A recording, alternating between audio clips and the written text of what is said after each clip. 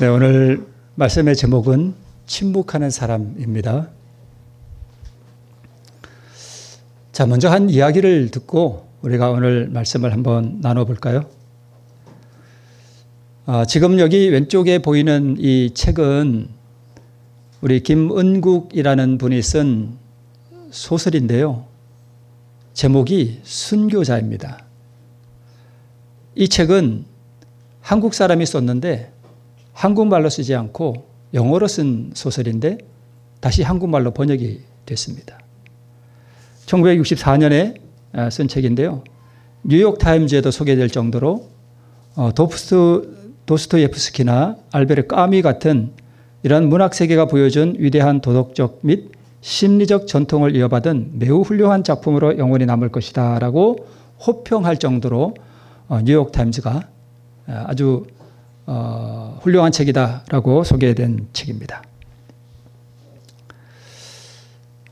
이 책은 이렇게 영화로도 만들어졌고요. 영화의 한 장면이고요. 또 이렇게 연극으로도 공연이 될 정도로 꽤 이름 있는 그러한 소설입니다. 자, 내용이 뭐냐 하면 6.25 전쟁 당시에 이제 평양이 수복되기 직전에 평양에서 목회를 하던 14명의 목사들이 체포가 됐습니다. 그 중에 12명은 처형이 됐고 2명은 살아남았습니다. 이제 국군이 평양을 점령을 했고 그 소식을 알게 됐겠죠. 그래서 12명은 순교자라는 칭송과 명예를 얻었습니다. 이 책의 제목이 순교자거든요. 12명은 순교자라는 칭송과 명예를 얻었는데 생존자 2명은 변절자 또는 배교자라는 비방을 듣게 됩니다. 그런데 생존자들은 어떻게 해서 14명의 목사들이 체포가 됐고 12명은 어떻게 처형이 됐고 자신들은 어떻게 살아남았는지에 대해서 일체 말이 없었습니다. 그런데 전쟁 중에 이 12명을 처형했던 사람인 정소자라는 이름의 북한 인민군이 국군에게 체포가 됐습니다. 되면서 그 당시에 이 14명의 목사들이 체포가 됐는데 어떻게 12명이 처형됐고 2명은 어떻게 살아남았는지에 대해서 이 정소자라는 인민군 장교가 다 불었습니다. 어떻게 된 내용인가 하면 14명의 목사들이 이제 공산당에 체포가 돼서 막 고문을 했겠죠. 고문을 했는데 이 모진 고문 속에 12명의 목사들은 서로 살겠다고 서로 모해하고 목숨을 구했다고 합니다. 그러니까 북한 인민군 정소자라는 사람이 총살시켰는데 그 사람이 다 이제 사실을 밝힌 것이죠. 그래서 이 북한 군인들이 보니까 기독교 목사라고 하는 사람들이 서로 살겠다고 서로 모함하는 모습을 보고 그 비겁한 모습에 이 12명의 목사는 다 처형시켜버렸습니다. 니들도 목사냐? 이러면서 죽여버린 거예요. 그런데 그중에 2명이 살았는데 1명의 목사는 고문에 못 이겨서 정신이 약간 이상해졌습니다. 그래서 뭐 정신 이상이 걸린 걸 뭘 죽일 필요 있냐 그래서 살려뒀고요. 이제 정상적으로 살아남은 이는 1명인데 이분의 이름이 이제 신 목사님이라는 분인데 이 신 목사라는 이분만이 유일하게 끝까지 그 모진 고문 속에서도 자기를 고문하는 이 공산당원들에게 복음을 전거하며 맞섰다고 합니다. 그 용기와 신앙에 이 인민군들이 오히려 감복이 돼가지고 감동을 받아가지고 이 1명의 목사, 신 목사님은 고문을 하다가 그냥 살려줬다고 합니다. 그런데 이 모든 내용을 신 목사님은 다 알고 있었습니다. 그런데 이제 국군이 평양을 수복하고 난 다음에 뭐라고 소문이 났겠어요?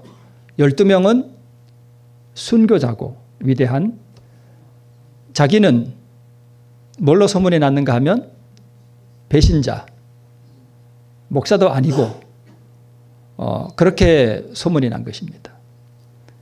근데 이 신 목사님은 모든 비밀을 다 알고 있었는데 여느 사람 같으면 어떻게 할까요? 그런 게 아니다 하고 자기를 변호하겠죠. 그러나 이 신 목사님은 말이 없었습니다. 침묵했습니다. 누가 자기를 변절자라고 하든 또는 배교자라고 하든 거기에 대해서 일체 말이 없었습니다. 배교자와 또 배신자라고 하는 이 모든 고통 속에서도 그는 비밀을 지키면서 그 모든 저주를 자신이 다 받았습니다. 그런데 정소자라는 이 인민군이 이 모든 사실을 밝힘으로 해서 그 전모가 다 드러났습니다. 여러분, 우리가 우리의 신앙생활 가운데서 우리의 모든 삶 또는 우리의 삶 가운데 일어나는 모든 사건들 또는 우리의 신앙생애 가운데 일어나는 어떤 환경들 이러한 것들을 우리가 주님께 맡긴다 그러죠. 그죠? 맡긴다 그러죠. 근데 실제로는 우리가 우리의 삶을 하나님께 맡긴다 하는 그 의미를 말로는 그렇게 잘 하는데 우리 오늘 장로님 기도하신 것처럼 우리가 말로는 참 그렇게 잘하죠. 그죠? 그런데 실제로는 그렇게 안 합니다. 하나님께 맡긴다는 것은 모든 오해와 또는 내가 저주의 표적이 될 때 내가 나서서 내 스스로가 나의 변호사가 되기를 포기하는 것이죠. 그죠? 이걸 누가 밝혀주기를 바라는 거예요? 하나님께서 밝혀주시기를 바라면서 이 모든 상황을 하나님께 맡겨드리는 것입니다. 그것이 주님께 맡긴다는 진짜 의미라고 우리가 볼 수 있습니다. 왜 비밀을 지켰습니까? 신목사라는 분이 12명의 이 죽은 목사님들의 명예를 훼손시키지 않기 위해서 자기가 그 모든 것들을 다 뒤집어 쓰고도 침묵을 지켰습니다. 차라리 자신이 변절자라는 오해의 고통 속에 살기로 그렇게 했습니다. 자신의 명예보다는 죽은 타인의 명예와 또 그 죽은 목사님들의 사모님과 그 가족들의 명예를 위해서 그것을 훼손시키지 않기 위해서 그는 침묵을 했던 것입니다. 창세기 15장 13절에 이런 말씀이 있습니다. 여호와께서 아브라함에게 이르시되 너는 정령이 알라. 400년 동안 이방인이 너를 괴롭게 하고 나중에 내가 그들을 징치할지며 너는 큰 재물을 이끌고 거기서 나오겠다라고 하는 약속을 하나님께서 아브라함에게 주셨습니다. 이 말씀과 같이 이제 한 사람이 먼저 이 이스라엘 백성들을 구원하기 위한 구원자로 애굽에 팔려가게 됩니다. 누구죠? 요셉이죠. 네, 요셉이 몇 살에 애굽에 팔려갔는가 하면 17살에 애굽에 팔려갔습니다. 17살이면 오늘날 고등학교 1학년이에요. 참 애기 같죠. 그런데 애굽에 팔려간 요셉의 그 삶을 보면 그의 신앙을 보면 장성한 고목 같은 정말 위대한 신앙을 우리에게 보여주고 있습니다. 17살에 애굽에 팔려가서 보디발의 집에 몇 년 동안 노예로 살았는가 하면 10년 동안을 살았습니다. 그러던 그의 나이가 27살 되던 해에 무슨 사건이 있었는가 하면 보디발의 아내가 그를 유혹하는 일이 있었고 그리고 감옥에 들어갑니다. 감옥에 들어가는 다음에 1년 동안 그 감옥에 살았습니다. 1년 후에 어떤 사건이 또 벌어지는가 하면 술 맡은 관원장과 또 굽는 관원장이 들어왔다가 꿈을 꾸게 되죠. 그래서 요셉이 그들의 꿈을 해석해 줍니다. 그중에 술 맡은 관원에게 당신이 득의하거든 나를 좀 생각해 달라 그랬는데 이 술 맡은 관원이 복직된 다음에 요셉을 잊어버렸습니다. 잊어버리고 난 다음에 얼마를 더 감옥에 있었는가 하면 2년을 더 있었습니다. 그러니까 감옥에 총 3년을 있었습니다. 2년이 차가던 어느 날 바로가 꿈을 꾸죠. 이삭 꿈, 또 황소 꿈을 꾸죠. 우리가 잘 아는 대로 30세에 요셉은 애굽의 총리가 됩니다. 그리고 7년 풍년이 있었고 2년 동안 흉년이 있었습니다. 그래서 흉년 2년이 지난 다음에 요셉의 나이가 39살이 되었을 때에, 즉 그가 총리로 9년째 총리로 지내던 바로 그때에 가족들을 상봉하게 됩니다. 39살입니다. 그러니까 22년 만에 이제 아버지와 형제들을 다시 만나게 됩니다. 말씀드리고 싶은 것은 그가 27살 때 그가 유혹을 당하는 그런 일이 있었고, 또 그가 감옥에 들어갈 때에 그 사건을 우리가 잠깐 살펴보면, 노예로 팔려간 이 요셉이 보디발의 절대적인 신임을 받고 있었지만 자기 부인을 욕보이려 했다는 말을 들었을 때에, 만약 보디발이 그 사실을 진짜 사실로 믿었더라면, 즉 자기 아내의 말을 사실 그대로 믿었더라면 요셉은 당장 죽음을 면치 못할 죄악이었습니다. 그 당시에 무슨 재판이 필요했겠습니까? 그죠? 네. 그래서 잠언 6장 32절에 보면, 부녀와 간음하는 자는 무지한 자라. 이것을 행하는 자는 자기의 영혼을 망하게 하며 상함과 능력을 받고 부끄러움을 씻을 수 없게 되나니, 그 남편이 투기함으로 분노하여 원수를 갚는 날에 용서하지 아니하고 아무 벌금도 돌아보지 아니하며 많은 선물을 줄지라도 듣지 아니하리라. 남편들이 만약에 누군가가 자기 아내와 그런 일을 했다면 어떤 남편이 그를 용서하겠어요? 그죠? 그 분노가 정말 불같이 일어날 것입니다. 돈을 많이 줘도 용서하지 않고 하는 것이 하리라고 우리 잠언 6장에 기록되어 있습니다. 마찬가지로 보디발이 그를 살려두었던 것은 이유가 있었습니다. 자, 보디발의 아내가 요셉을 모든 집안 사람들에게 참소할 때에 사실은 자기가 유혹해놓고, 그죠? 그것을 요셉에게 뒤집어 씌웠습니다. 요셉이 무엇을 했는가 하면 바로 침묵했습니다. 보디발의 아내가 모든 이제 남편이 돌아왔을 때, 그 다음에 모든 집안 사람들에게 자기가 한 그 모든 것들을 다 감추고 자기의 그 완악함을 누구에게 다 뒤집어 씌웠는가 하면 요셉에게 뒤집어 씌우고, 요셉이 이와 같이 하여 나를 겁탈하려 했다라고 고소합니다.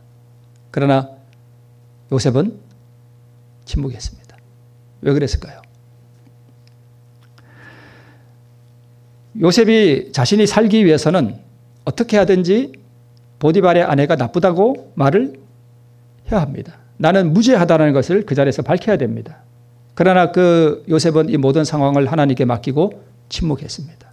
왜냐하면 만약 요셉 자신이 살기 위해 보디발의 아내의 행실을 비난하듯이 온 가족들과 그 남편 보디발에게 말한다면, 그의 남편 보디발의 얼굴과 자기 주인의 명예가 집안 사람들과 그 나라의 대신들을 다 알고 있고, 나라에 으뜸가는 버금가는 권력자인데 그 얼굴에다가 무슨 칠을 하는 거예요? 목칠, 똥칠을 하는 것입니다. 그래서 요셉은 자기의 명예나 자기가 어떤 대우를 받는 것보다 누구를 생각했는가 하면 자기 주인의 명예를 생각했습니다. 그래서 그는 침묵했습니다. 보디발은 자기 아내의 말을 믿었을까요? 짐작이 되죠? 믿었을까요? 안 믿었을까요? 안 믿었습니다. 만약 보디발이 자기 아내의 말을 진실로 믿었더라면 요셉은 그날로 죽었습니다. 성경에는 보디발의 아내의 말을 듣고 보디발이 심히 노했다라고 기록되어 있는데, 사실 보디발은 자기 아내를 믿지 않았습니다. 그리고 10년 동안 자기 노예로 일하는 그 요셉이 얼마나 신실하고 얼마나 정직하며 또 얼마나 믿을 만한 사람인지를 10년 동안을 지켜봤습니다. 보디발은 알고 있었습니다. 그래서 그 신실한 요셉을 죽일 수는 없었습니다. 그리고 자기가 요셉을 아무 형벌도 주지 않고 그냥 살려준다면 그것도 또한 모든 집안 사람들에게 자기 아내의 명예를 떨어뜨리는 일입니다. 그래서 적당한 선에서 무마시킨 것이 뭐냐 하면 그를 감옥에 보내는 것이었습니다. 우리 부조와 선지자에 그렇게 나옵니다. 만일 보디발이 요셉에 대한 그의 아내의 고소를 그대로 믿었다면 그 젊은 히브리 청년은 그의 생명을 잃었을 것이다. 그러나 한결같이 그의 품행을 특징지어온 겸손과 정직이 그의 무죄의 증거이었다. 요셉은 자기 주인집에 명성을 더럽히지 않기 위하여 수치와 속박을 감수했다라고 기록되어 있습니다. 마치 그 신 목사님이 이미 죽은 그 사자들의 명예를 훼손시키지 않기 위해서 자기가 그 모든 오욕을 다 쓰고 뭐 했습니까? 침묵했습니다. 말을 안 했습니다. 좀 한번 읽어볼까요? 요셉은 그의 신실하고 흠없는 인격 때문에 좋은 평판도 자유도 다 잃었다. 우리도 그럴 수 있습니다. 교회 안에서 우리의 명성이 흠이 날 수 있습니다. 나는 잘못하지 않았는데 내가 다 뒤집었을 수도 있습니다. 그래서 모든 사람에게 내가 불명예와 더러운 사람으로 지목받을 수도 있습니다. 얼마든지 일어날 수 있는 일입니다. 악이 승하고 선이 티끌 가운데 짓밟히는 것처럼 보이는 이것은 덕이 높고 하나님을 경외하는 사람들이 겪게 되는 가장 혹독한 시험이다. 유혹자는 고상한 인격의 표본으로서 번영 가운데 살고 있는 반면에 요셉은 신의를 저버린 가장 배반적인 죄를 지은 사람으로 벌을 받고 있었다. 어떤 조직이든지 이런 일들은 일어날 수 있습니다. 상대방이 잘못했는데 사람들은 다 누가 잘못한 걸로 알아요? 내가 잘못한 걸로 알아. 그리고 저 사람은 당신 훌륭한 사람이라고 높임을 받고 나는 멸시와 조롱의 대상이 될 수도 있습니다. 그럴 때 우리가 어떻게 합니까? 이 모든 시련에도 불구하고 요셉의 신앙은 그의 성품을 부드럽게 인간에 대한 그의 동정심을 강하고 따뜻하게 해주었다. 정당한 취급을 받지 못하면 언어와 행동이 심술궂고 편협하고 괴팍하게 변하는 사람들이 있다. 이런 사람들은 용기가 꺾여 증오심을 마음에 품고 다른 사람들을 미워한다. 그러나 요셉은 뭐였대요? 그리스도인이었대요. 자, 오늘 그리스도인이 무엇인지에 대한 하나의 표상을 우리에게 보여주고 있습니다. 그리스도인이 무엇이냐? 누가 그리스도인이냐 하는 것입니다. 오늘 나는 그리스도인인가? 그리스도인이란 무엇인가? 그리스도인이 무엇입니까? 그리스도인이란 내 마음속에 그리스도가 있는 사람이 그리스도인입니다. 자, 요셉이 이제 총리가 되었다는 소식을 누군가 들었겠죠. 보디발과 그의 아내가 자기들이 그렇게 해서 감옥에 보낸 그 요셉이 애굽의 바로 왕 바로 아래에 최고 권력자인 총리가 되었다는 소식을 들었을 때 보디발이 어떻게 했을까요? 자기는 아마 죽었다고 생각했을 거예요. 그죠? 그리고 특히 보디발의 아내는 요셉이 총리가 되었다는 그 소식을 들었을 때 이제 나는 죽겠구나라고 생각했을 것입니다. 그러나 요셉이 보디발과 그의 아내에 대하여 어떠한 형벌을 가했다는 기록은 성경에 없습니다. 기록이 없을지라도 요셉의 성품과 그의 인격으로 볼 때 그는 보디발과 그의 아내에게 아무런 형벌도 주지 않았음이 분명합니다.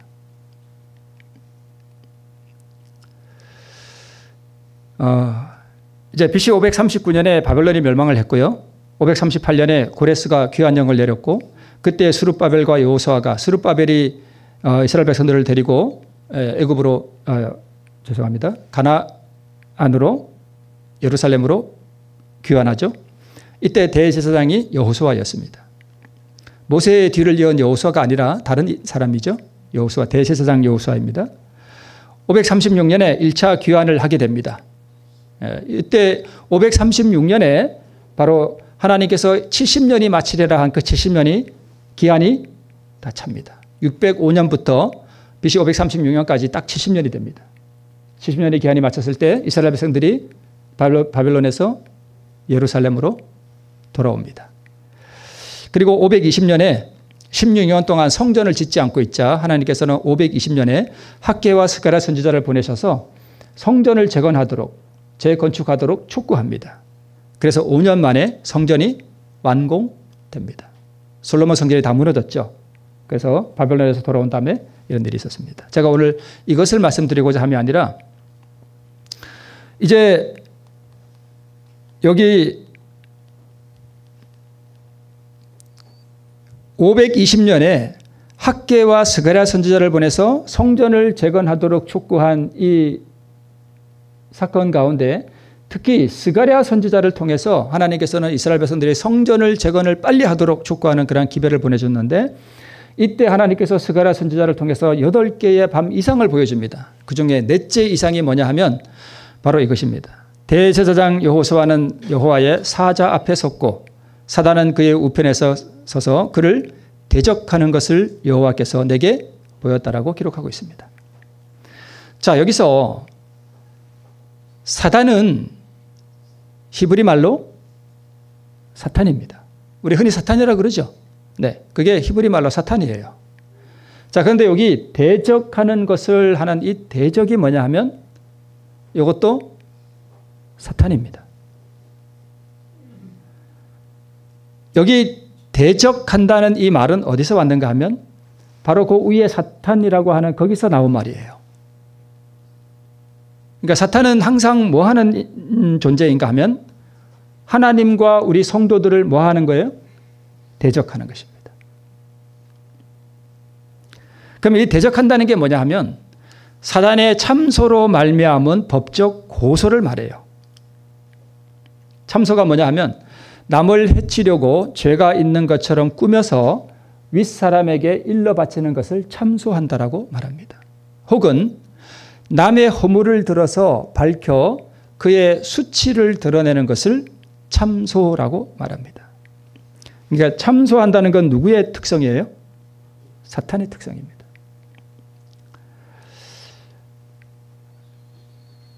요셉은 참소하지 않았습니다. 여호수아가 더러운 옷을 입고 천사 앞에 서 있었다라고 스가랴서에 기록되어 있고 그리고 다니엘 6장에 보면 다니엘을 참소한 사람들을 끌어오게 하고 사자굴에 던져넣게 했습니다. 스가랴 3장에서는 여호수아가 진짜로 더러운 옷을 입고 있는 것으로 묘사되어 있고요. 다니엘서에 보니까 다니엘은 순결한데 마치 더러운 것처럼 참소한 그러한 사건이 기록되어 있습니다. 그러니까 참소는 두 가지입니다. 실제로 더러운 것을 더럽다라고 온 사방에 떠들고 다니는 것이 참소하는 것입니다. 혹은 의로운 사람을 더러운 것처럼 말하는 것도 참소입니다. 그래서 계시록 12장에 보면 우리 형제들을 참소하던 자 곧 우리 하나님 앞에서 밤낮 참소하던 자가 쫓겨났다라고 기록하고 있습니다. 그러니까 참소하는 게 뭐냐 하면 사단이 하나님 앞에 가서 하나님 저 인생들을 좀 보십시오. 저 목사를 좀 보세요. 하나님 저 장로를 좀 보세요. 저게 목사랍니다. 하나님 글쎄 저 하는 짓을 좀 보세요. 저게 목사입니까? 그러니까 이렇게 한다는 거예요. 하나님 저 장로 좀 보세요. 저 술 먹고 다니는 저 꼴 좀 보세요. 저게 하나님 장로입니까? 이게 참소예요.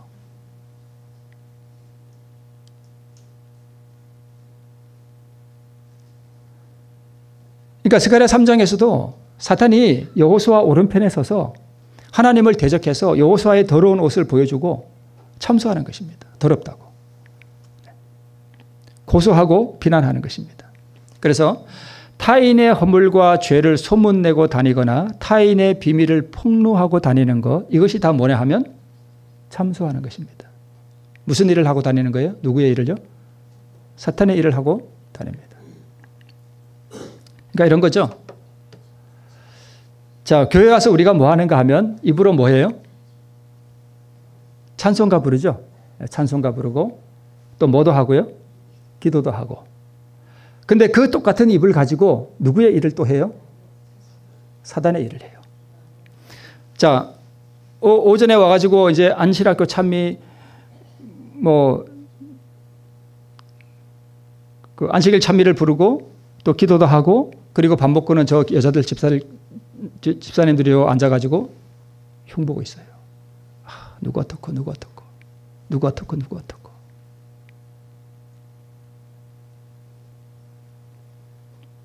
누구의 일을 하는 거라고요? 마귀의 일을 하고 다녀요. 마귀의 일을.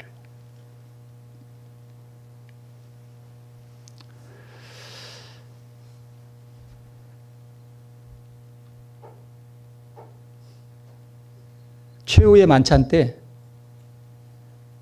어떤 성화를 보면 아주 그럴싸한 게 상이 차려져 있는데 실제로 우리가 상상해 보면 그렇게 화려한 밥상이 아니었습니다. 이게 더 사실적으로 보여진 것 같아서 제가 이 그림을 하나 선택해서 올려놨는데요. 이 최후의 만찬이 있기 바로 전에 제자 유다가 제사장들과 뭘 하는가 하면 계약을 합니다.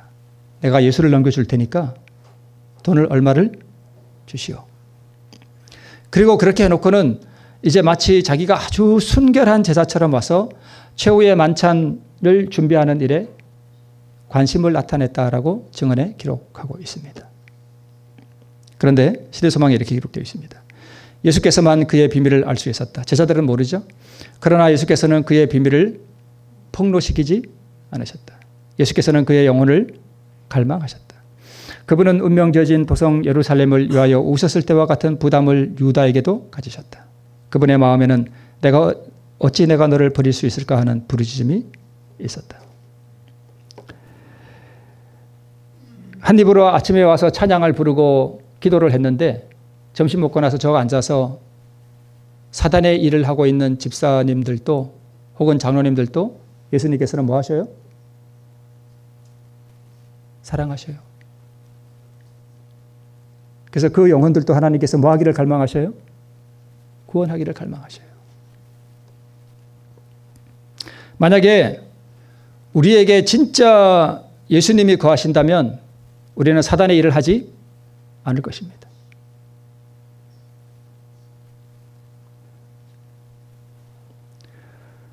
너는 이웃과 다투거든 변론만 하고 남의 은밀한 일은 누설하지 말라. 우리 성도님들은 저도 실수가 있고 흠이 있지만 오늘 잠언 25장 9절에 있는 이 말씀처럼 이웃과 다툰 일이 있거든 뭐만 하고요? 변론만 하고 남의 은밀한 일은 뭐 하지 말아요? 누설하지 말라. 모든 이들에게 오해를 받아 내 명예와 이름이 지목을 받고 불신과 저주의 대상이 될 때 그 사람의 명예와 이름을 더럽히지 않기 위해 내가 그 모든 것을 지고 인내할 수 있다면 그리고 침묵할 수 있다면 그 사람은 참 그리스도인입니다. 내가 오늘 그리스도인인지 아니면 사탄의 일을 하고 있는 사탄의 종인지는 내가 오늘 이것을 보면 분별할 수 있습니다. 이게 쉬울 것 같지만 상당히 어려운 일입니다. 남의 허물을 많이 퍼뜨리고 다니고 하나님을 대적하고 형제를 비난하는 죄를 범해서 멸망을 당하는가? 다시 말해서 죄를 많이 지어서 지옥에 가는가? 여러분 우리가 왜 지옥에 가죠? 어떤 분들이 이렇게 생각해요. 내가 죄를 많이 지어서 하나님께서는요. 사람들이 죄를 많이 지어서 지옥에 보낸다라고 생각하는데 절대로 그렇지가 않습니다. 이게 무슨 뜻인가 하면 내가 태어나서 죄를 하나도 안 지어도 어디 가게 돼 있어요? 지옥 가게 돼 있어요. 죄를 많이 지어서 지옥 가는 게 아니에요. 내가 태어났는데 내가 지금 예를 들어서 30살이 되었다가 죽었어요. 근데 나는 죄를 하나도 안 지었어. 그런 사람이 있다고 가정해 봅시다. 그럼 그 사람이 천국 가나요? 아니요. 못 가요. 죄를 하나도 안 지었는데도 못 가요. 왜요? 여러분 오늘 우리 너희가 결코 죽지 아니하리라 하는 그 강신수를 우리가 오늘 들었잖아요. 사실요 우리 재림교인들이 강신수를 믿고 있어요. 이게 무슨 뜻이냐 하면 너희가 결코 죽지 아니하리라 하는 사단의 말을 오늘 많은 우리 재림교인들이 믿고 있다니까요. 이게 무슨 뜻이냐 하면 아담이 선악과를 먹을 때 우리는 다 죽었어요. 정령 죽었습니다. 그런데 혹 어떤 이들이 말하기를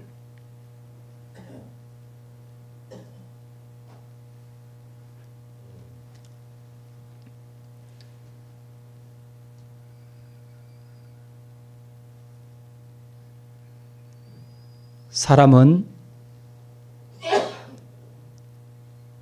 태어났을 때 이미 사망 선고를 다 받았습니다. 죄를 하나도 안 지어도 어디 가요?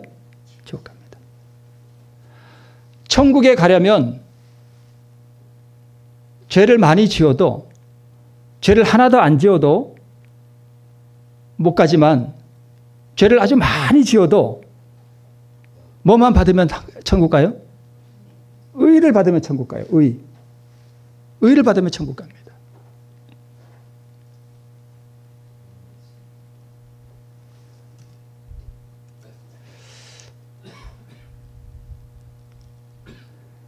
(2000년) 전에 나 밖에서, 6000년 전에 나 밖에서 이루어진 아담의 죄 때문에 나에게 사망 선고가 내려졌고, 2000년 전에 예수님 나 밖에서 한 사람, 곧 한 사람의 그 의의 행동, 예수님의 그의 의의 한 행동 때문에 생명이 준비되었고, 그것을 받으면 한 사람 아담 때문에 내가 사망을 받았고, 한 사람 마지막 아담 때문에 내가 생명을 받게 됩니다.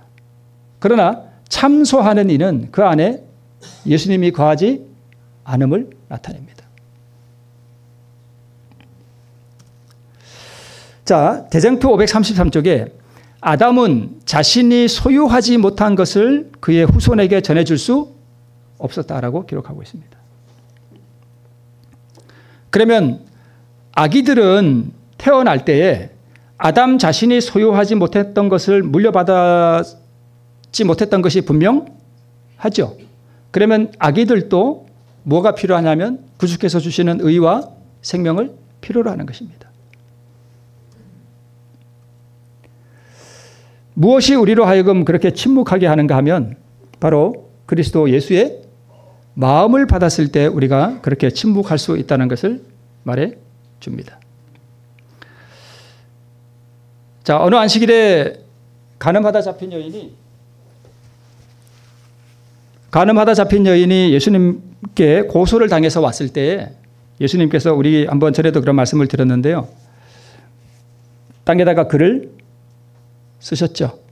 글을 쓰셨는데 우리 주님께서는 각 사람의 죄를 이미 다 알고 계셨습니다. 그들의 죄를 다른 사람이 알도록 공개적으로 폭로하지 않으셨습니다. 거기에 이 여인을 고소하러 왔던 모든 사람들이 자기만 알 수 있는, 그리고 그 글을 보고 자기만이 무슨 죄인지를 알 수 있도록 예수님께서 그들의 죄를 거기다가 기록하셨습니다.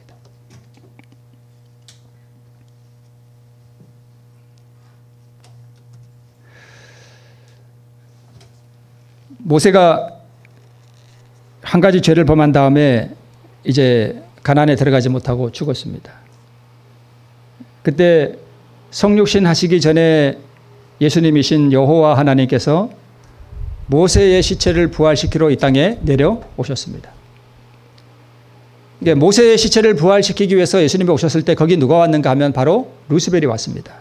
사단이 와서 하나님 이거 못 가져갑니다. 이 모세는 내 겁니다. 그랬을 때에 예수님께서 얼마든지 사단을 향해서 비난하지 않죠. 그가 범하게 한 사단의 잘못을 지적할 수 있었습니다. 그런데 유다서 1장 9절에 보면 하나님께서 감히 사단에게 회방하는 판결을 쓰지 못하고 다만 주께서 너를 꾸짖으시기를 원하노라 하였을 뿐입니다. 하나님은 심지어 마귀에게도 비난하는 말씀을 하지 않으셨습니다. 하실 수가 없었습니다. 하나님이 그 완전한 품성 그 자체이신 분이기 때문에 사단의 무기를 사용하실 수 없었습니다. 요셉이 그러했고요. 비록 소설이지만 신목사라는 분이 그러했습니다. 이것이 그리스도의 마음을 소유한 사람들에게서 나타나는 특징들입니다.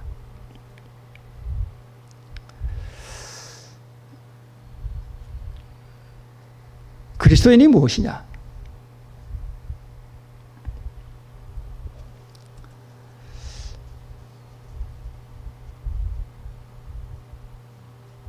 우리 마치는 찬미인데요.